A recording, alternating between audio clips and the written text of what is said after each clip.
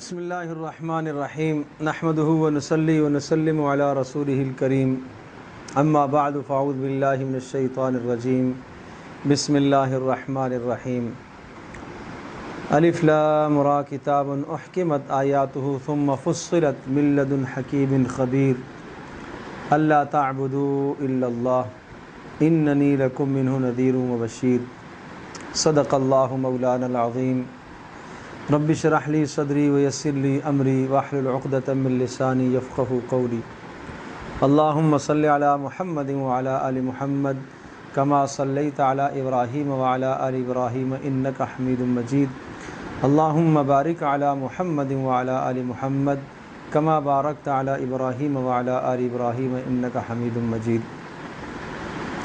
12ویں سپارے کے آغاز میں سورہ ہود کا حصہ ہے۔ سورہ ہود 11ویں کے آخر سے شروع ہو رہی ہے اور 12ویں کے نصف کے بعد تک، اور اس کے بعد پھر سورہ یوسف 12ویں سپارے میں ہے، اور یہ یہاں سے صورتوں کا جو تسلسل ہے سورہ یونس سے لے کر سورۃ المؤمنون 18ویں سپارے تک، یہ تمام کی تمام صورتیں مکی ہیں اور مکی صورتوں کا ایک مجموعہ ہے۔ بیچ میں سورۃ الرعد ہے جس کے بارے میں زیادہ راجح رائے تو یہ ہے کہ یہ مکی ہے، البتہ بعض میں مدنی بھی کہا گیا ہے، اور کچھ آیات اس کی مکی اور کچھ اس کی مدنی ہیں۔ اور مکی صورتوں کا عام طور پر جو مزاج ہوتا ہے وہ زیادہ تر بحث توحید، رسالت، آخرت، ان مضامین پر بحث ہوتی ہے، اور مدنی صورتوں کے اندر عام طور پر احکامات سے بحث ہوتی ہے۔ منافقین کا کہیں کہیں ذکر آتا ہے، یہود و نصارہ کا تذکرہ آتا ہے۔ تو اس مزاج کو اگر آدمی سمجھے تو اس مزاج کے سمجھنے کے بعد شروع سے صورت کا اگر لکھا ہوا نہ بھی دیکھیں کہ یہ مکی ہے یا مدنی ہے، تو تب بھی آدمی کو صورت کے مزاج کے سمجھنے کے بعد اندازہ ہو جاتا ہے، اور اندازہ ہو جانا چاہیے۔ سورہ ہود سے پہلے سورہ یونس ہے، وہ بھی حضرت یونس علیہ السلام کا اس میں تذکرہ ہے اور انہی کے نام پر ہے، اور سورہ ہود میں ہود علیہ السلام کا تذکرہ اور ہود علیہ السلام کے ساتھ اور بھی انبیاء علیہ السلام کا تذکرہ ہے، اسی مناسبت سے اس کا نام ہود رکھا گیا ہے۔ سورہ یونس بھی حروف مقطعات سے شروع ہو رہی ہے، اور سورہ ہود بھی حروف مقطعات سے شروع ہو رہی ہے۔ اس کے بعد سورہ رعد، سورہ ابراہیم، سورۃ الحجر، یہ سب صورتیں حروف مقطعات سے شروع ہوتی ہیں۔ اور یہ بات ہم پہلے عرض کر چکے ہیں کہ ہر وہ صورت جو حروف مقطعات سے شروع ہوتی ہے اس کے شروع میں قرآن مجید کی حقانیت اور قرآن مجید کے معجزہ ہونے کو بیان کیا جاتا ہے۔ چنانچہ یہاں پر بھی کتاب احکمت آیاتہ ثم فصلت من لدن حکیم خبیر، یہ عظیم الشان کتاب ہے اور جس کی آیات کو محکم کیا گیا ہے، کوئی نسخ کا، تبدیل کا کوئی احتمال نہیں، اور پھر کھول کھول کر بھی ان میں مضامین بیان کیے گئے ہیں۔ موضوع اور مضمون صورت، ہر صورت کا ایک خاص موضوع اور دعویٰ ہوتا ہے، وہ کیا ہے؟ اللہ تعبدوا الا اللہ۔ دو دعوے ہیں یہاں پر، دو بنیادی مضمون ہیں۔ نمبر 1 کہ اللہ کے سوا کسی اور کی بندگی نہیں ہونی چاہیے۔ نمبر 2، اگر اس بندگی میں تم سے کبھی کوتاہی ہو جائے تو اللہ تبارک و تعالیٰ سے اپنے گناہوں کی معافی مانگ لیا کرو، استغفار کر لیا کرو۔ اور یہی دو دعوے ہر نبی نے ذکر کیے ہیں، یعنی اس میں انبیاء علیہ السلام کا تذکرہ ہے، نوح علیہ السلام کا تذکرہ ہے، اور اسی طرح سے وہ اقوام خمسہ مہلکہ 5 اقوام بڑی جن کا جگہ جگہ تذکرہ آتا ہے۔ حضرت نوح علیہ السلام کی قوم، ہود علیہ السلام کی قوم، صالح علیہ السلام کی قوم، اور اسی طرح سے لوط علیہ السلام کی قوم اور شعیب علیہ السلام کی قوم۔ ان 5 اقوام کا تذکرہ ہے، اور ان 5 کے 5 اقوام کے انبیاء علیہ السلام کی دعوت ہے، اور ان کی دعوت میں یہ 2 باتیں نمایاں ہیں، واضح یہ 2 باتیں آپ کو نظر آئیں گی کہ صرف اللہ کی بندگی ہونی چاہیے، اللہ کے سوا کسی کی نہیں، اور نمبر 2، اگر کہیں کوتاہی اور غلطی ہو جائے تو استغفار اور توبہ کر لیا کرو۔ یہاں پر بھی یہی مضمون ہے۔ وَأَنِ اسْتَغْفِرُوا رَبَّكُمْ، پہلی بات اللہ تعبدوا الا اللہ، اللہ کے سوا کسی کی بندگی نہ ہو۔ اچھا، اللہ تعبدوا کا لفظ جہاں پر بھی آتا ہے بندگی اور عبادت کا، عبداللہ ابن عباس رضی اللہ تعالیٰ عنہ ارشاد فرماتے ہیں اس بندگی سے مراد توحید ہے، کہ صرف اور صرف اللہ ہی کی بندگی ہو، بس صرف محض بندگی نہیں۔ بندگی تو بہت ساری قومیں اللہ کی بندگی کرنے والی تھی، لیکن شرک تھا، کہا ایسی بندگی ہو اس بندگی میں اللہ تبارک و تعالیٰ کے ساتھ کسی کو بھی شریک نہ ٹھہرایا جائے۔ اور رسالت کا بھی بیان ہے، ایسی صورتوں میں جہاں حروف مقطعات آتے ہیں تو شروع میں قرآن کی بات آتی ہے، رسالت کی بات بھی آتی ہے۔ اننی لکم منہ نذیر و بشیر، دیکھو میرا فریضہ یہ ہے کہ میں تمہارے پاس اللہ کی طرف سے نذیر، ڈرانے والا بن کر آیا ہوں، و بشیر، اور خوشخبریاں سنانے والا آیا ہوں، یہ میرا فرض منصبی ہے۔ باقی عذاب آنا نہ آنا کب آئے گا وہ میرے بس کی بات نہیں ہے، وہ اللہ ہی کے سپرد ہے۔ اور دوسری بات یہ وَانِسْتَغْفِرُوا رَبَّكُمْ، کہ اپنے رب سے اپنے گناہوں کی معافی طلب کرتے رہا کرو، ثُمَّ تُوبُوا إِلَيْهِ، اور پھر اس کی طرف رجوع کرا کرو۔ رجوع کرنے کا معنی یہ ہوا کہ توبہ پر قائم رہا کرو، استغفار کرنے پر قائم رہا کرو۔ اس کے نتیجے میں یُمَتِّعْكُم مَتَاعًا حَسَنًا، اللہ پاک تمہیں ایک اچھی زندگی عطا کرے گا۔ وَيُؤْتِ كُلَّ ذِي فَضْلٍ فَضْلًا، اور اللہ پاک ہر فضل والے کو اس کا حق عطا فرمائے گا۔ اور فَإِن تَوَلَّوْا وَإِن تَوَلَّوْا، اگر تم اعراض کرو گے۔ یہ دو ٹوک اور صاف باتیں، جب حجت تام ہو جاتی ہے تو پھر آخری باتیں ہوتی ہیں، یہ صاف باتیں ہیں۔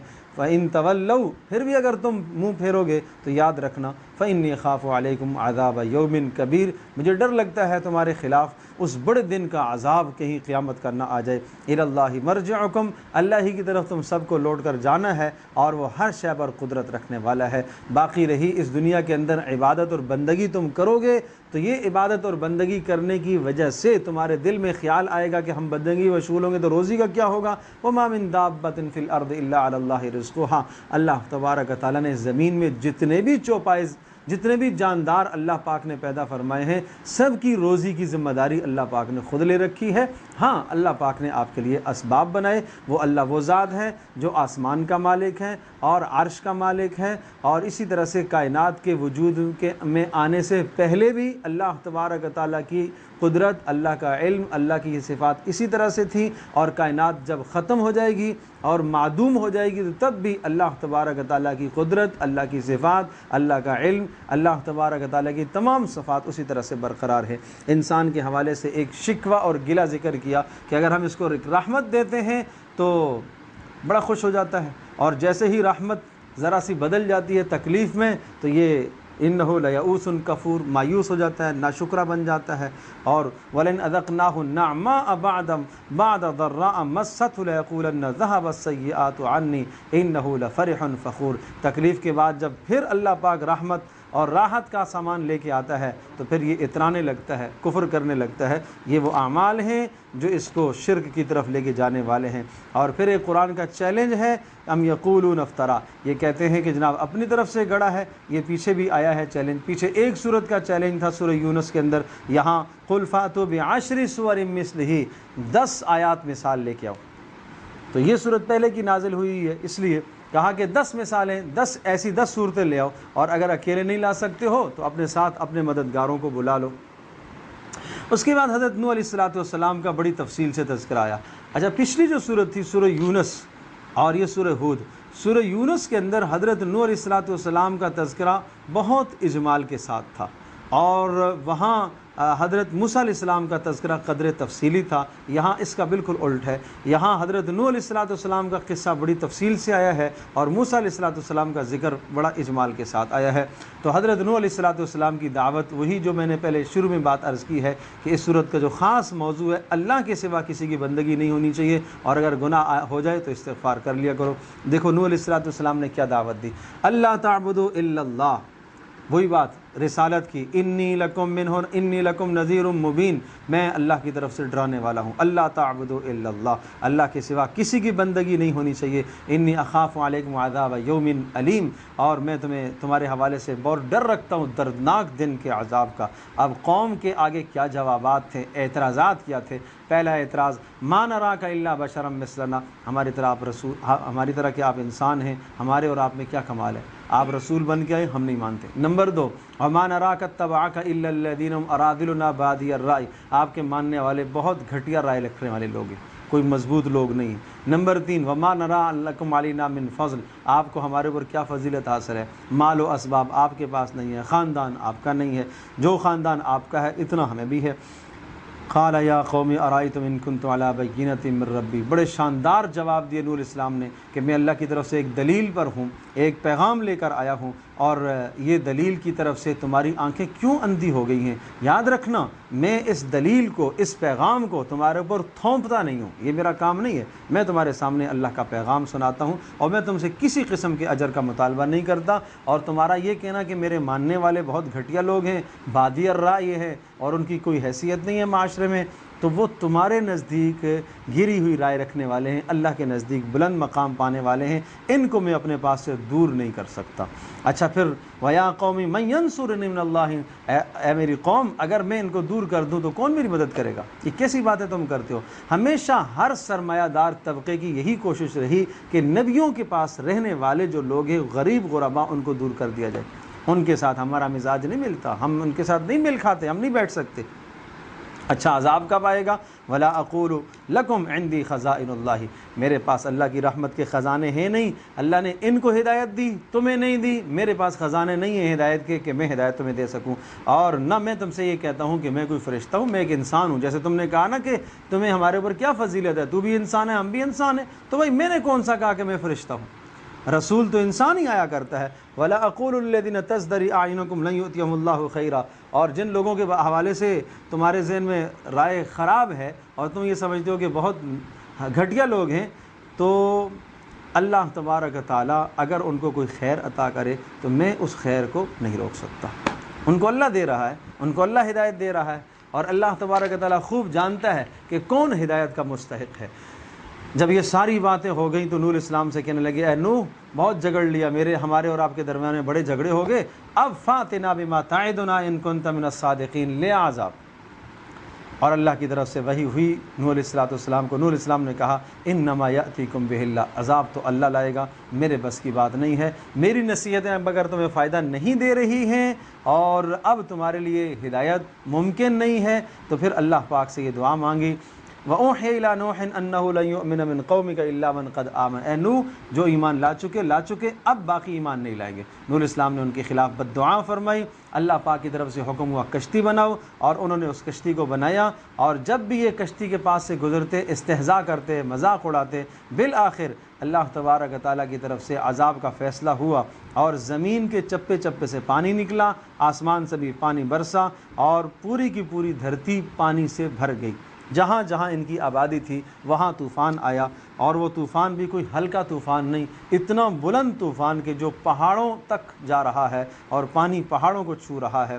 اور پھر اسی اثنا میں کشتی جب چلی تو اللہ کے نام سے بسم اللہ مجریہا و مرساہا ان ربی لغفور الرحیم، یہ دعا پڑی اور کشتی میں سوار ہوئے، اور وہ کشتی سمندر میں موجوں کی طرح پانی کے اندر چل رہی تھی۔ نوح علیہ السلام نے اسی اثنا میں اپنے بیٹے کو دیکھا کہ وہ پانی کے کنارے میں کھڑا ہے، کہا کہ یا بنیا ارکم معنا ولا تکن مع الکافرین، لیا ایمان اور ہمارے ساتھ سوار ہو جا۔ اس نے کہا نہیں میں ایمان نہیں لاؤں گا، کفر پر تھا، تو کہا کہ مجھے ایک یہ پہاڑ ہے پناہ دے دے گا، میں اس پہاڑ پر چڑھ جاؤں گا۔ فرمایا لا عاصم اليوم من امر اللہ الا من رحم، آج اللہ کے عذاب سے تمہیں کوئی بھی نہیں بچا سکتا۔ چنانچہ ایک موج بیچ میں آئی اور وہ غرق ہو گیا، اور یہ جب سب کی سب قوم تباہ ہوئی تو پھر اللہ تبارک تعالیٰ نے زمین کو حکم دیا کہ اپنے پانی کا نگل، آسمان کو حکم دیا تو رک جا، اور تھم گیا، اور آسمان تھم گیا، اور پھر سارا کا سارا پانی خشک ہوا، اور کشتی جو ہے وہ جودی پہاڑ پر جا کر رکی۔ اور پھر نوح علیہ السلام کی رب سے معروضات، اے اللہ تو نے کہا تھا تیری اہل کو نجات دوں گا، میرا بیٹا ہلاک ہو گیا۔ اللہ نے کیا ارشاد فرمایا، یا نوح انہ لیس من اہلک، یہ تیرا اہل نہیں ہے، آپ کی اتباع جو نہ کرے، آپ کا صلبی بیٹا ہو کر بھی آپ کی اہل کا نہیں ہے، وہ آپ کے خاندان میں سے نہیں ہوگا، لیکن جو آپ کا صلبی نہیں ہے اگر آپ کی اتباع کرنے والا ہے تو وہ آپ کے اہل میں سے ہے، وہ آپ کے گھر والوں میں سے ہے، وہ آپ کے اقرباء میں سے ہے، اس کو نجات ملے گی۔ پھر اس کے بعد حضرت ہود علیہ السلام کا تذکرہ، بالکل یہی الفاظ اسی طرح سے، یا قوم اعبدوا اللہ ما لکم من الہ غیر، اللہ کے سوا کسی کی بندگی نہیں ہونی چاہیے، اور میں تم سے کوئی اجر نہیں مانگتا ہوں۔ یا قوم استغفروا ربکم، اللہ سے اپنے گناہوں کی معافی مانگ لیا کرو۔ یہ جو اس صورت کا خاص مضمون ہے۔ تو اس قوم کا بھی تذکرہ، یعنی حضرت ہود علیہ السلام کی قوم، قوم عاد کا، کہنے لگے یا ہود ما جئتنا ببینۃ وما نحن بتارکی آلہتنا عن قولک، محض تیری دعوت سے ہم اپنے بتوں کو نہیں چھوڑیں گے اور نہ ہم تیرے اوپر ایمان لائیں گے، اور یاد رکھ ہمارے بتوں کی اگر تو برا بھلا کہتا ہے اس کے نتیجے میں تیری عقل خبط ہو جائے گی۔ تو ہود علیہ السلام نے کہا ٹھیک ہے، تم کر گزرو میرے خلاف جو منصوبے بنانا چاہتے ہو، میں تو اللہ پر بھروسہ کرتا ہوں اور اللہ ہی کی قبضہ قدرت میں ہر انسان ہے۔ فَإِن تَوَلَّوْا، اگر تم اعراض کرتے ہو تو میں نے اللہ کے پیغامات پہنچا دیے۔ اور پھر اللہ کی طرف سے عذاب کا فیصلہ ہوا، اللہ نے ہود علیہ السلام اور ان کے ماننے والوں کو نجات عطا فرمائی۔ پھر اس کے بعد حضرت صالح علیہ السلام اور ان کی قوم کا تذکرہ، بالکل یہی الفاظ، اعبدوا اللہ ما لکم من الہ غیر، اللہ کے سوا کسی کی بندگی نہیں ہونی چاہیے، فاستغفروہ ثم توبوا الیہ، اپنے گناہوں کا استغفار کرو اور اللہ کی طرف رجوع کیا کرو۔ اور صالح علیہ السلام سے کہنے لگے صالح یہ کیسی باتیں آگے تو کرتا ہے، قد كنت فینا مرجوا قبل هذا، اس دعوت سے پہلے تو ہم آپ کو بڑا سمجھدار سمجھتے تھے۔ یہ بات میں پہلے عرض کر چکا ہوں کہ نبیوں سے قومیں مخالفت کب مول لیتی ہیں؟ نبی ہمیشہ حق کی بات کیا کرتا ہے، نبی ہمیشہ قرابت داری کو جوڑنے کی بات کرتا ہے، نبی ہمیشہ غمخاروں کا خیال رکھتا ہے، پریشانیوں کا، پریشان حال لوگوں کا خیال اس پر کوئی قدغن نہیں لگاتا، اس پر کوئی اختلاف نہیں ہوتا۔ آپ علیہ السلام بھی نبوت سے پہلے یہ کام آپ کی خصوصیات میں سے تھے۔ اختلاف کب ہوتا ہے؟ جب نبی توحید کی بات کرتا ہے، جب نبی اپنی رسالت کی بات کرتا ہے۔ اختلاف کب ہوتا ہے؟ جب وہ سمجھتے ہیں کہ نبی کی بات ماننے کے بعد ہماری چودراہٹ اور ہمارا اثر رسوخ کم ہو جائے گا، اب نبی کے لوگ ماننے والے بن جائیں گے، اسی کے گن گائیں گے، ہمیں کون پوچھے گا؟ وہاں سے قومیں بگڑ جاتی ہیں۔ تو یہاں پر بھی بالکل یہی تذکرہ ہے۔ معجزہ مانگا، صالح علیہ السلام نے معجزہ اللہ کے حکم سے دکھایا، اونٹنی دکھائی، کہا اسے چھیڑ چھاڑ نہ کرنا، اگر تم نے اسے کوئی چھیڑ چھاڑ کری اور برے ارادے سے تم اس کے پاس آئے اللہ کا عذاب آئے گا۔ ان بدبختوں نے جب انسان کے اوپر ہوس شہوت سوار ہو جاتی ہے، عقل پر پردے پڑ جاتے ہیں، تو قیدار نامی ایک شخص تھا، اس نے اس اونٹنی کو کاٹ دیا، اس کے پیر کاٹ دیے، اور جب پیر کاٹے تو پھر اللہ کا عذاب آیا۔ وَأَخَذَ الَّذِينَ ظَلَمُوا الصَّيْحَةُ فَأَصْبَحُوا فِي دِيَارِهِمْ جَاثِمِينَ، ایک چیخ نے آ کے چنگاڑ نے پکڑا اور اوندے منہ ایسے ہو گئے كَأَن لَّمْ يَغْنَوْا فِيهَا، جیسا یہاں کوئی تھا ہی نہیں، ایسا خاموش، پورا شہر خاموش ہو گیا جیسا کہ یہاں پر کوئی تھا ہی نہیں۔ پھر حضرت ابراہیم علیہ السلام کا تذکرہ آتا ہے۔ ابراہیم علیہ السلام کے پاس فرشتے خوشخبریاں لے کے آئے تھے اسحاق علیہ السلام کی، کہ اللہ پاک آپ کو بیٹا عطا کرے گا، اور بیٹے کے بعد اللہ پاک آپ کی حیات میں آپ کو پوتا بھی دے گا۔ بیوی سارہ نے کچھ تعجب کیا، یہ کیسے اس بڑھاپے میں اللہ پاک اولاد کرے گا، اولاد کیسے عطا کرے گا؟ کیا اللہ پاک کی رحمت سے آپ کو مایوس نہیں ہونا چاہیے، اور اللہ کی رحمت سے کوئی بات قابل تعجب نہیں ہے، یہ تعجب خیز امر نہیں ہے، اللہ قادر ہے۔ تو ابراہیم علیہ السلام سے جب فرشتے یہ فارغ ہوگی خوشخبریاں سنا کر، تو کہا ابراہیم علیہ السلام نے اچھا کیوں آئے ہو تم، اور کیا کام تھا؟ کہا ہم لوط علیہ السلام کی قوم کی طرف بھیجے گئے۔ اور پھر لوط علیہ السلام کی قوم کے پاس پہنچے، اور لوط علیہ السلام نے جب انہیں دیکھا، اور یہ قوم جیسے میں پہلے عرض کر چکا ہوں سورہ اعراف کے اندر کہ فحاشی اور بے حیائی کے اندر حد سے تجاوز کیے ہوئے تھی، تو لوط علیہ السلام کے پاس جب پہنچے، لوط علیہ السلام نے ان ملائکہ کو دیکھا، انسانی اور خوبصورت مردوں کی شکل میں تھے، تو انہیں یہی کھٹکا لگا جو قوم کی ایک گندی عادت تھی اور گندی روش پر چل پڑے تھے۔ تو لوط علیہ السلام بڑے غم زدہ ہوئے، پریشان ہوئے۔ فرشتوں نے کہا آپ غمگین نہ ہو، ہم اللہ کی طرف بھیجے ہوئے، اور یہ آپ کا کچھ نہیں بگاڑ سکیں گے، آپ رات ہی رات یہاں سے نکلیے، اور ان پر عذاب آنے والا ہے، اور یاد رکھیے گا اس عذاب کے اندر آپ کی بیوی بھی مبتلا رہے گی۔ پتہ چلا پیغمبر کی نبوت، نبی کی نبوت بھی انہیں نہ بچا سکی، اس لیے کہ اپنا عمل نہیں ہے پاس۔ پھر حضرت شعیب علیہ السلام کی قوم مدین کا تذکرہ ہے، کہ جن کے اندر ناپ تول میں کمی، اور اسی طرح سے خیانت کرنا، اور لوگوں کے مال میں لوٹ کسوٹ کرنا، اور اسی طرح سے چیزوں کو دکھانا اور دینا، اور یہ جو تجارتی مراحل تھے اس میں انتہائی گھنونی حرکتیں ان لوگوں کی تھی۔ اور لوط علیہ السلام کی قوم جن کا تذکرہ آیا، عرض کیا کہ بے حیائی اور فحاشی میں عروج پر پہنچی ہوئی تھی۔ اور اس کے بعد صالح علیہ السلام کی جو پہلے قوم گزری، وہ صنعت اور حرفت میں انتہا کو پہنچی ہوئی تھی۔ اور اسی طرح سے حضرت ہود علیہ السلام کی قوم جو ہے طاقت میں انتہا کو پہنچی ہوئی تھی، وہ اپنی طاقت کا غلط استعمال کرتے تھے۔ صالح علیہ السلام کی قوم صنعت اور حرفت اور ہنر اور علم کے اندر تکبر کیے ہوئے تھے، اس کو وہ غلط استعمال کرتے تھے۔ اور ابراہیم اس سے پہلے نوح علیہ السلام کی قوم آئی، نوح علیہ السلام کی قوم کا وتیرہ شرک تھا، بدترین شرک تھا۔ تو ان 5 اقوام کے جرائم بھی اللہ پاک ذکر کرتا ہے اور ان کے اوپر آنے والے عذابوں کو بھی اللہ ذکر کرتا ہے۔ تو اسی طرح سے حضرت شعیب علیہ السلام کی قوم کا شعیب علیہ السلام سے مکالمہ، اور شعیب کو کہنے لگے اے شعیب اصلاتک تأمرک ان نترک ما یعبد آباؤنا ونفعل فی اموالنا ما نشاء، شعیب تیری تجارت اور تیرا دین اور تیرا اسلام اور تیرا مذہب تجھے یہ کہتا ہے کہ ہم تجارتوں میں اپنی مرضی نہ کریں؟ یہ نہیں ہو سکتا۔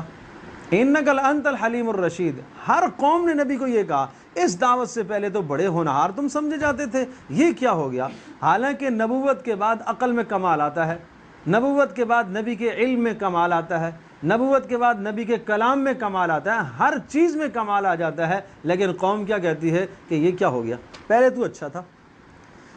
تو میرے عزیز دوستو اور بزرگوں، اس میں ہمارے لیے بڑا سبق ہے کہ ایک آدمی کو اللہ پاک نے کسی کمال تک اگر پہنچایا ہے تو کوئی شخص اس کمال کا انکار کرے، اور جس کی آنکھوں پر پردے پڑ جائیں، جس کی عقل پر پردے آ جائیں، اگر وہ آپ کے کمال کا اور واقعتاً آپ کسی خوبی میں ہیں، واقعتاً آپ حق پر ہیں، لیکن وہ انکار کر رہا ہے، تو اس کے انکار کرنے کی وجہ سے آپ کو حق سے پیچھے ہٹنے کی اجازت نہیں ہے۔ اب رسول پاک صلی اللہ علیہ وسلم کو بھی یہ قصے اسی لیے سنائے جا رہے ہیں نا، کہ اگر ساری قوم مکہ کی آپ کے خلاف ہو جاتی ہے تو آپ یہ نہ کہیں کہ نہیں اس سے ماحول بگڑے گا، نہیں ضروریات دین پر کوئی سمجھوتا نہیں ہوا کرتا، چاہے آپ کے ماننے والا کوئی ایک بھی نہ ہو۔ ایسے بھی تو انبیاء آئے کہ جن کا ماننے والا کوئی ایک بھی نہیں تھا، لیکن نبیوں نے اپنے پیغامات اللہ تک پہنچائے، اللہ کے پیغامات اقوام تک، قوموں تک پہنچائے۔ اور کوئی ایسے انبیاء بھی آئے کہ جن کے ماننے والے صرف ایک، کوئی ایسے بھی آئے جن کے ماننے والے صرف 2، اور ایسے بھی ہیں جن کا ماننے والا ایک بھی نہیں تھا۔ تو یہ کوئی جمہوریت نہیں ہے، دین کا نظام ہے کہ نہیں اگر اکثر چلیں گے تو ہم بھی ان کے پیچھے چلیں گے، یہ معاملہ نہیں ہے دین کا۔ حق بات نبی نے کہنی ہے، نبی کے ماننے والوں نے کہنی ہے، چاہے سارا جہان مخالف ہو جائے۔ آپ حق پہ اکیلے چل لیں گے، آپ کو چلنا پڑے گا، اللہ کا پیغام ہے، اس کو آپ دنیا میں پھیلائیں گے۔ اللہ اکبر۔ پھر آگے موسیٰ علیہ السلام کا تذکرہ میں نے عرض کیا تھا، بڑے اختصار کے ساتھ یہاں موسیٰ علیہ السلام کا ذکر ہے، اور پھر یہ سورہ ہود ان صورتوں میں سے ہے۔ اچھا، یہی جو مضامین ہے نا، یہ 5 اقوام کے تذکرے اور ان کے اوپر آنے والے عذابوں کے تذکرے اور قوموں کے جوابات اور پھر استقامت کی باتیں، ان باتوں نے رسول پاک صلی اللہ علیہ وسلم کو بوڑھا کر دیا تھا۔ آپ فرمایا کرتے تھے شیبتنی ہود و اخواتها، سورہ ہود اور اس جیسی اور صورتوں نے مجھے بوڑھا کر دیا۔ ہود میں کیا مضمون ہے؟ یہی مضمون تو ہے، قوموں پر کیسے عذابات آئے، تو ڈر تھا کہ کہیں میری قوم پر کوئی ایسا عذاب نہ آ جائے۔ اور اسی طرح سے فاستقم کما امرت، آپ کو جیسا حکم دیا گیا ہے اس طرح سے آپ استقامت اختیار کیجئے، بس۔ ولا تطغوا، مسلمانوں کو حکم، سرکشی نہیں۔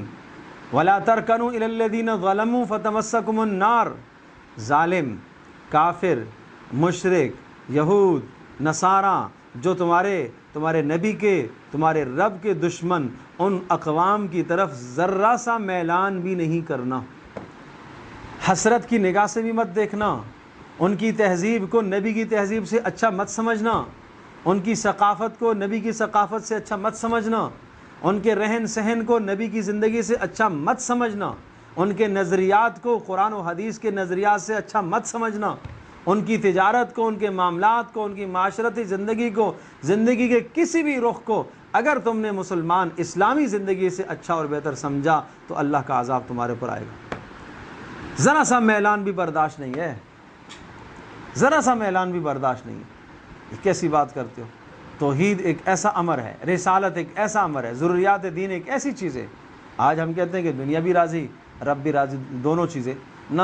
رسول پاک صلی اللہ علیہ وسلم نے صاف صاف بتایا، من احب آخرتہ اضر بدنیا، جو آدمی آخرت کو محبوب بنائے گا دنیا کا کچھ نہ کچھ نقصان تو ہوگا۔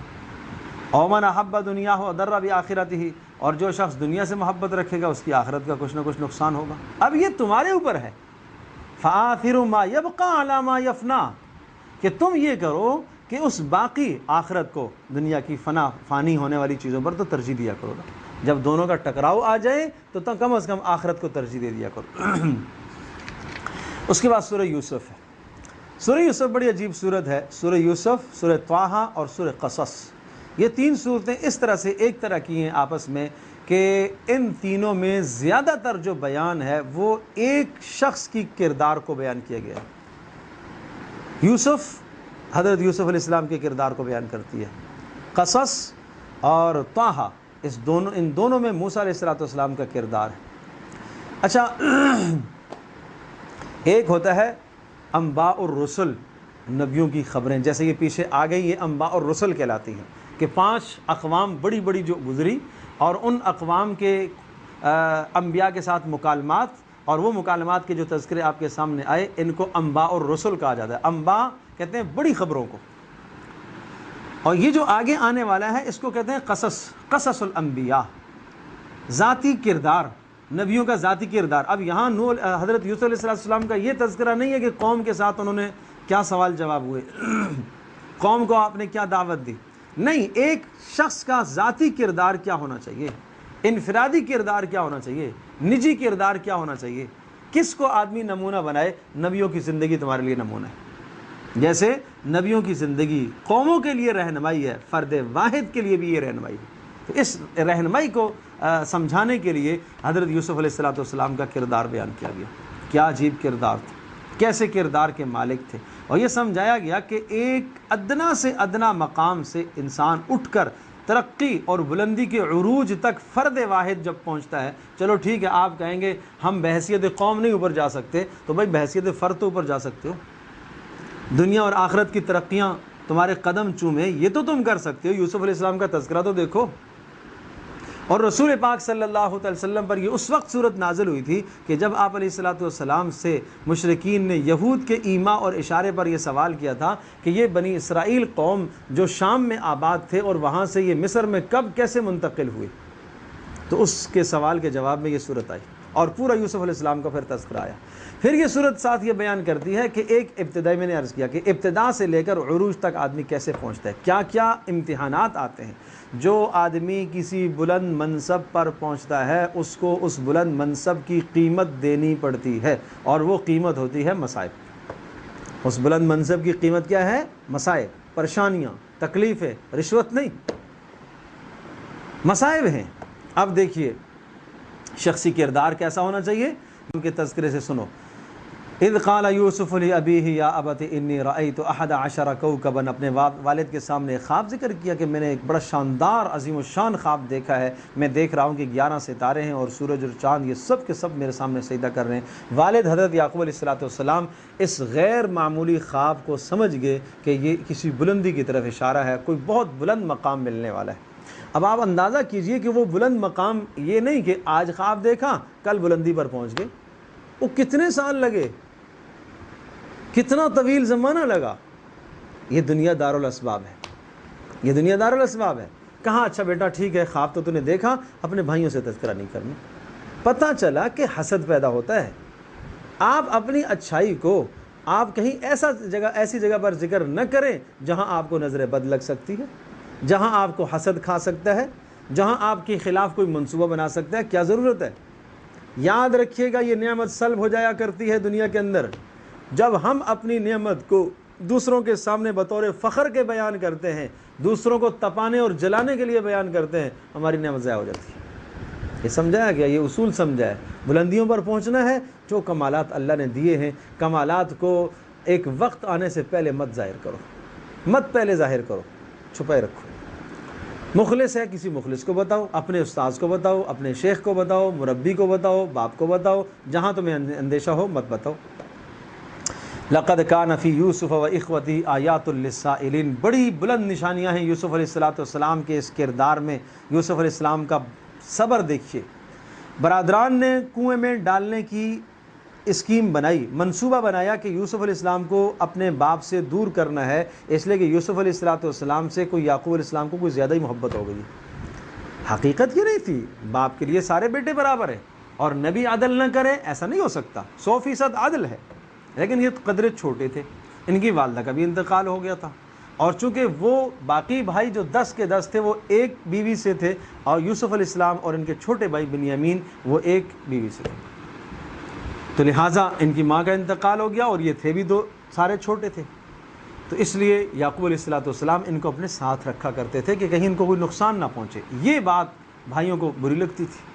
نحن عصبہ، ہم ایک جماعت ہیں، ہم گھر کے کام کاج کرتے ہیں، ہم سارے مشقتیں برداشت کرتے ہیں، لیکن یہ باپ کیا مقام ان کا ہے؟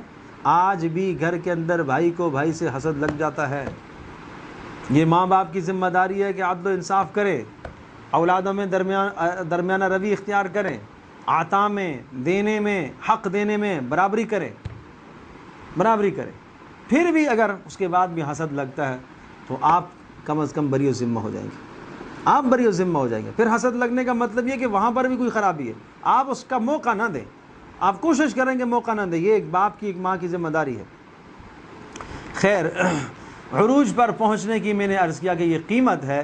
خیر، برادران نے مشورہ کیا اور آپس میں، ایک نے کہا قتل کر دینا چاہیے، دوسرے نے رحم کیا، لا تقتلوا یوسف، نہیں کرو بھائی تو ہے، اندر کچھ نہ کچھ دل میں تو بات آتی ہے کہ بھائی ہے، بھائی اچھا نہیں ہے، خون تو اپنا ہی ہے، قتل نہ کرو۔ کیا کریں پھر؟ کسی کنویں میں ڈال دو، ایسے کنویں میں ڈال دو جس میں پانی وانی نہ ہو، کوئی آئے گا نکال لے گا اور اس کی جان بھی بچ جائے گی اور تمہارا کام بھی ہو جائے گا۔ اسی پر اتفاق ہوا تو یعقوب علیہ السلام کے پاس آئے، ابا کو راضی کیا، کل ہم لے جائیں گے، اس کو ساتھ کھلائیں گے پلائیں گے، کھیلے گا کودے گا، جنگل میں ہمارے ساتھ، ہم بکریاں چرانے کے لیے جاتے ہیں، لہٰذا ہمیں دے دے۔ یعقوب علیہ السلام نے کہا نہیں، مجھے ڈر لگتا ہے کہیں کوئی بھیڑیا نہ آ جائے، کوئی اسے کھا نہ لے۔ کہا کیسے ہو سکتا ہے، بھیڑیے کی مجال، نحن عصبہ، ہم تو ایک بڑی جماعت ہیں، بھیڑیا کھا کے تو دکھائے، انا اذا لخاسرون، اگر بھیڑیے نے کھا دیا تو ہم تو پھر بڑے نقصان والے میں، پھر تو ہم تو خسارے والے۔ یعقوب علیہ السلام نے اعتبار کیا۔ ایک باپ کو اولادوں پر اعتبار کر لینا چاہیے، نہ ہی بدگمان ہونا چاہیے، اس سے گھر کا نظام خراب ہو جاتا ہے۔ اعتبار کیا، لے گئے، چنانچہ انہوں نے جا کے کنویں میں ڈال دیا، اور شام کو والد حضرت یعقوب علیہ السلام کے پاس اعذار لے کے آئے۔ ایک تو آئے تاخیر سے، مغرب میں آ جایا کرتے تھے، سورج غروب سے پہلے آتے تھے، آج تاخیر سے آئے۔ بھائی کیسے تاخیر سے؟ جی یوسف کو ہم لے گئے تھے، سامان کے پاس بیٹھا ہوا تھا، یہ دیکھو چور، ڈاکو، اور جس کے اندر چور چھپا ہوتا ہے نا، وہ بات کو بڑا لمبا کھینچ کے کرتا ہے۔ تو مسئلہ یہ تھا کہ ہم لے کے گئے تھے اور وہاں ہم نے چھوڑا سامان کے پاس، اور ہم نے خیال کیا کہ یہ ہمارے ساتھ دوڑ میں آگے پیچھے دوڑ نہیں سکے گا، کہیں گر نہ جائے، ہم بڑے مخلص تھے، خیر خواہ تھے، اس کا ایک بھیڑیا کھا گیا اور آپ ہماری بات نہیں مانیں گے، وَمَا أَنْتَ بِمُؤْمِنٍ لَنَا وَلَوْ كُنَّا صَادِقِينَ، بات تو نہیں مانیں گے لیکن دلیل ہے ہمارے پاس۔ کیا دلیل ہے بھائی؟ یہ قمیص لے آئے ہیں، دیکھیں قمیص پر خون بھی لگا ہوا ہے، بھیڑیا۔ یعقوب علیہ السلام نے قمیص دیکھی، کھولا، دیکھا عجیب بھیڑیا ہے، یہ قمیض اس نے پہلے سے نکالی اور پھر یوسف کو کھایا، قمیض پھٹی نہیں، قمیض پر نشان نہیں لگا، دانت کا نشان نہیں آیا، یہ کیسا بھیڑیا بھائی؟ بڑا سمجھدار بھیڑیا تھا۔ فصبر جمیل۔ اب دیکھو یعقوب علیہ السلام کا کردار، یہ بلند لوگوں کا کردار ہوتا ہے۔ یہ ساری باتیں سننے کے بعد کیا کہا؟ بل سولت لکم انفسکم فصبر جمیل واللہ دو باتیں کہیں۔ پہلی بات تو یہ ہے کہ بھائی یہ تمہارا منصوبہ اپنا گڑا ہوا ہے، یہ نبی کا تدبر ہے، نبی کی سمجھداری ہے، یہ نبی کی فہم اور فراست ہے کہ جو ان کے جملوں سے وہ سمجھ گئے کہ یہ منصوبہ گھڑ کے لائے، حقیقت یہ نہیں ہے۔ دوسرا، اب کیا کروں؟ فصبر جمیل، صبر کروں، اور واللہ المستعان علی ما تصفون، اور جو تم کر کے لائے ہو اس پر میں اللہ کی مدد چاہتا ہوں۔ نہیں کوئی اللہ سے گلہ کیا، نہیں کوئی مخلوق سے گلہ کیا کہ تم نے کیوں ایسا کیا۔ سبحان اللہ۔ خیر، القصہ مختصر، قافلے والے آئے، انہوں نے یوسف علیہ السلام کو، یہ اگلے دن کا قصہ ہے، اگلے دن قافلے والے آئے، انہوں نے وہاں سے نکالا اور لے جا کے مصر میں فروخت کر دیا، اور جلدی جلدی سے بیچ دیا کہ کہیں ایسا نہ ہو لینے کے دینے پڑ جائیں، کوئی آ جائے۔ اور عزیز مصر، جو مصر کا گورنر تھا، اس نے خریدا اور جا کر اپنی بیوی سے کہا کہ اسے اپنے پاس رکھو، اور ہم اس کو بچہ بھی بنا سکتے ہیں، اور ہماری اولاد نہیں ہے، یہی ہے کہ یہ ہمیں فائدہ دے گا۔ اللہ نے کہا کذالک مکننا لیوسف، اس طرح سے ہم نے یوسف کی رہائش کے انتظام کیا، اس لیے کہ آگے یوسف نے سلطنت پر جانا ہے، بلند مقام پر جانا ہے، عزیز مصر کے گھر میں رہے گا اور سیاسی انتظام سیکھے گا۔ اللہ پاک قادر مطلق ہے، چاہتا تو پہلے دن سے جیسے اللہ پاک وحی دیتا ہے، نبی کو وحی نازل کرتا ہے، یہ سارے انتظام سکھا سکتا تھا، لیکن یہ دنیا تدریجاً آہستہ آہستہ انسان کمال تک، ترقی تک پہنچتا ہے۔ اور جوانی کو جب پہنچے تو یہ پہلا امتحان تھا، بھائیوں کے ساتھ جو معاملہ ہوا، اور اس کے اوپر صبر کیا، کوئی گلہ اللہ سے نہیں ہوا۔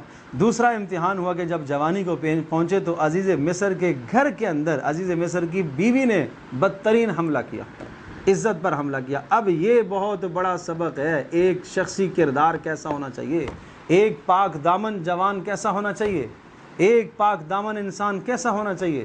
اگر وہ بلندی پر جانا چاہتا ہے تو پاک دامنی اختیار کرے گا، اگر اپنی پاک دامنی کو داغدار کرے گا تو عروج پر نہیں پہنچ سکتا، اللہ کی مدد نہیں آئے گی۔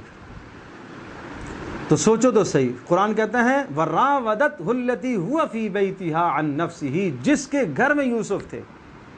قرآن براہ راست یوں کہہ سکتا تھا کہ امرأۃ العزیز نے، عورت عزیز مصر کی بیوی نے بہکایا، نہ اس عورت نے بہکایا جس کے گھر میں یوسف علیہ السلام تھے۔ یہ گھر کا لفظ کیوں کہا؟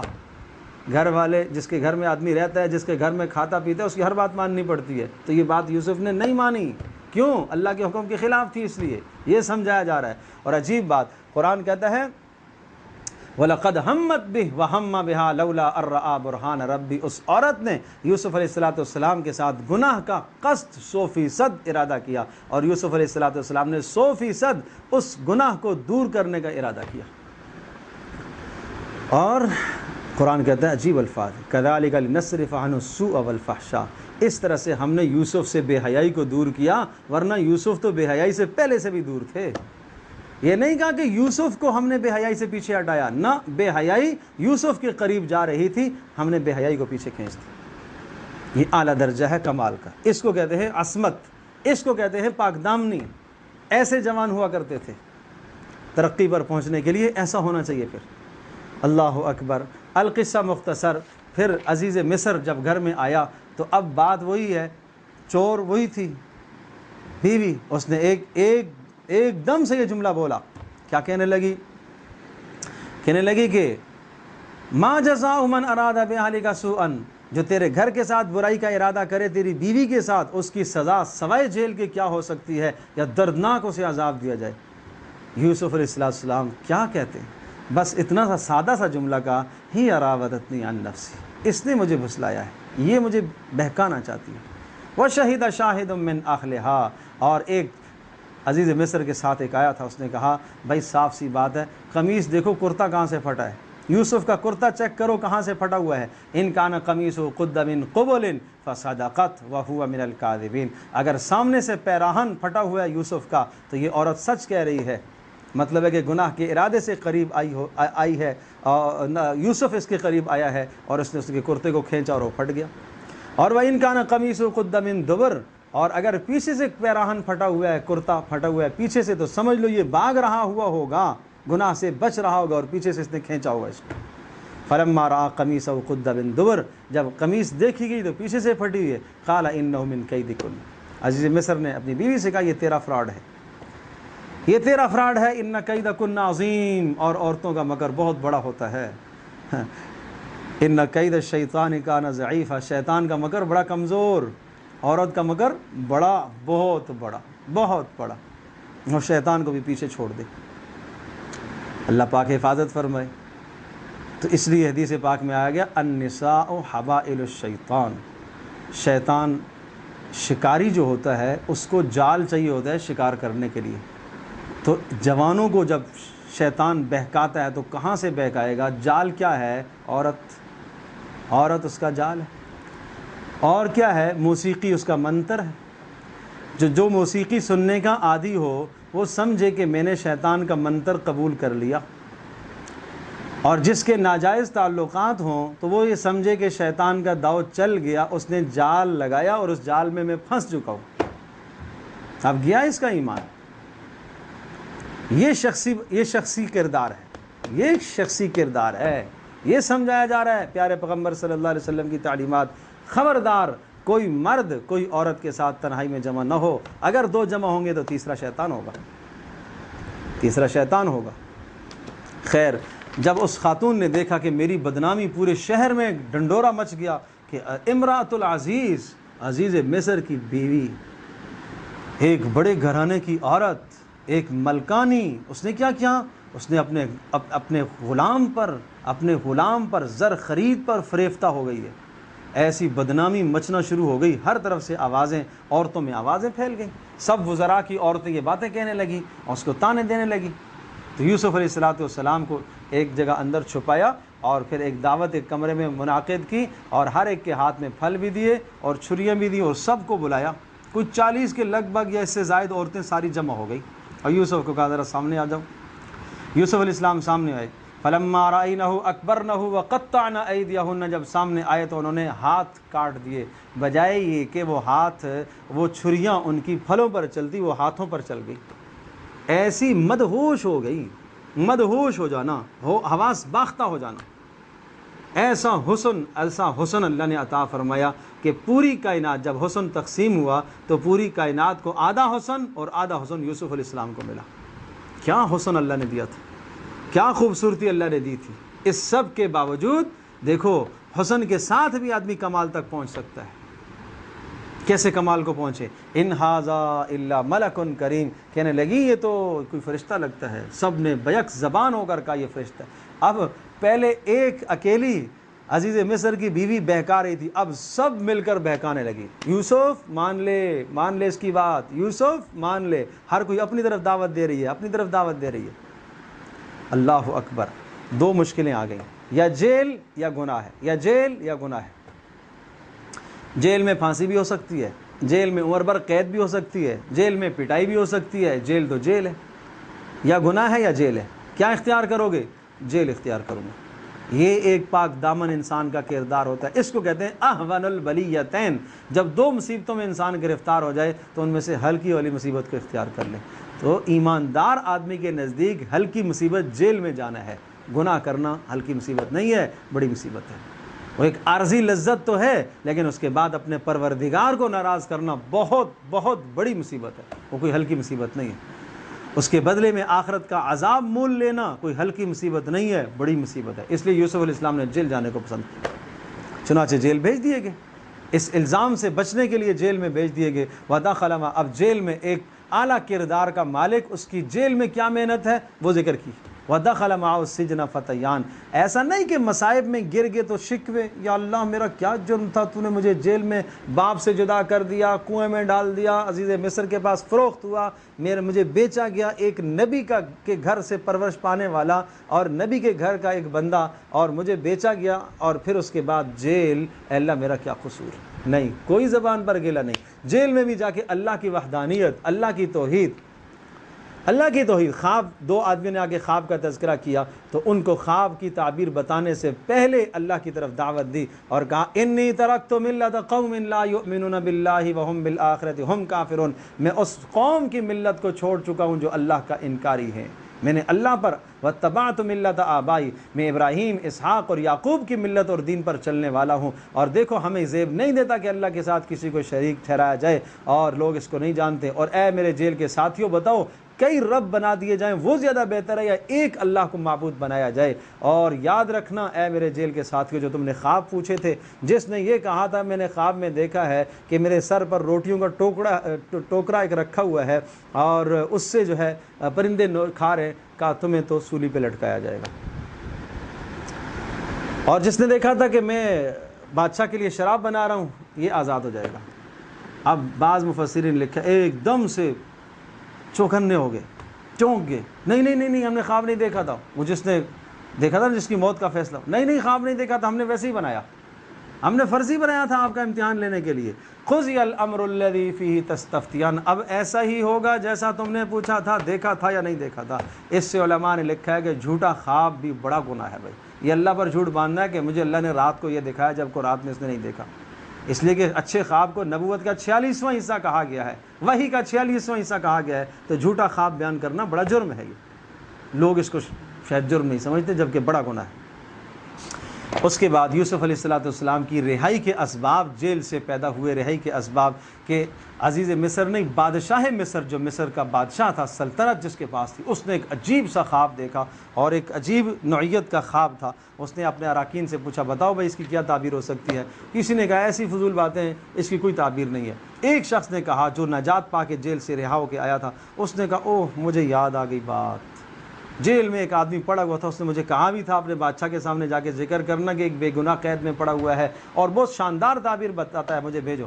پہنچ گئے یوسف علیہ السلام کے پاس اور کہنے لگا کہ ہمارے بادشاہ نے خواب دیکھا ہے۔ کیا دیکھا ہے؟ 7 بقرات سمان یاکلہن، 7 موٹی گائے ہیں اور ان کو 7 دبلی پتلی گائے کھا رہی ہیں، اور 7 خوشے تر و تازہ اور ان کے اوپر لپٹے ہوئے ہیں 7 خشک خوشے۔ یہ کیا ہے؟ یہ کیا چیز ہے؟ یوسف علیہ السلام نے شاندار تعبیر بتائی، تعبیر بھی تدبیر بھی، تعبیر بھی تدبیر بھی۔ تعبیر یہ بتائی ہے کہ اس کی تعبیر یہ ہے کہ 7 سال خوب فراوانی ہوگی اور زمین سے غلے نکلیں گے، اور پھر 7 سال قحط سالی کے آئیں گے۔ یہ جو 7 موٹی فربا گائے ہیں، ان کا مطلب یہ ہے کہ زمین غلہ دے گی، 7 تر و تازہ خوشے زمین سے غلہ نکلے گا، اس کے بعد 7 خشک خوشے ان کو لپیٹ لیں گے، مطلب ہے کہ جو غلہ جمع ہوگا وہ کھا جاؤ گے۔ اچھا یہ تعبیر ہے؟ تو وہ واپس آیا اور آ کے بادشاہ کو کہا کہ یہ اس نے بتایا ہے۔ بلاؤ بھائی اس کو۔ بادشاہ تو خوش ہو گیا، میں خود سننا چاہتا ہوں اس سے تعبیر۔ یوسف علیہ السلام بلند کردار کے مالک ایسے ہوا کرتے ہیں، ہمارا جیسا کوئی ہوتا چھلانگے لگاتا ہوا باہر آتا، مجھے بادشاہ نے بلایا ہے، چل بھائی بادشاہ نے بلایا ہے۔ نہ نہ نہ، بادشاہ نے بلایا ایسے تھوڑا ہی جاؤں گا، پہلے ان عورتوں سے پوچھو مجھے جیل کیوں بھجوایا تھا۔ ایک اچھے کردار کا آدمی اپنی صفائی کرایا کرتا ہے، صفائی کرایا کرتا ہے اپنے، کہ میرے اوپر جو الزامات لگے ہیں ان الزامات سے مجھے بری کرو۔ کیوں؟ اس لیے کہ کل جب بلند کردار پر آئے گا تو لوگ پھر وہی تانا دیں گے۔ اس لیے یوسف علیہ السلام نے کہا کہ جاؤ پہلے ان عورتوں سے پوچھ کے آؤ، اور بادشاہ سے کہا ان سے پوچھے۔ چنانچہ بادشاہ نے ان سب کو بلایا، عزیز مصر کی بیوی، اور وہ سب کی سب تھیں، اور سب نے بیک زبان کہا کہ انا راودتہ عن نفسہ، ہم نے یوسف کو بہکایا تھا، وانہ لمن الصادقین، وہ سچا تھا، وہ سچا تھا، وہ سچا تھا۔ اور یہ سب کچھ اس لیے یوسف علیہ السلام کہہ رہے ہیں کہ میں نے اس لیے یہ کیا، یہ انتظام اس لیے کر رہا ہوں تاکہ عزیز مصر سمجھ لے، اس بات کو جان لے، اس کی غیر موجودگی میں نے اس کے گھر کے ساتھ کوئی خیانت نہیں کی ہے۔ بلند کردار کے مالک ایسے ہوا کرتے ہیں، جس گھر میں پلتے ہیں، جس گھر میں بڑے ہوتے ہیں، جس گھر میں تربیت ہوتی ہے، وہاں خائن نہیں ہوتے۔ وما ابرئ نفسی ان النفس لامارۃ بالسوء، ہاں میں اپنے نفس کی برات بھی نہیں کرتا، نفس انسان کو گناہوں کا حکم دیتا رہتا ہے، جس پر اللہ پاک رحم فرمائے وہ بچ سکتا ہے۔ میرے پروردگار نے میرے اوپر رحم فرمایا، اس لیے میں بچ گیا ہوں۔ اب اس کے بعد جیل سے رہائی کے اسباب انشاءاللہ کل کے سبق میں عرض کریں گے۔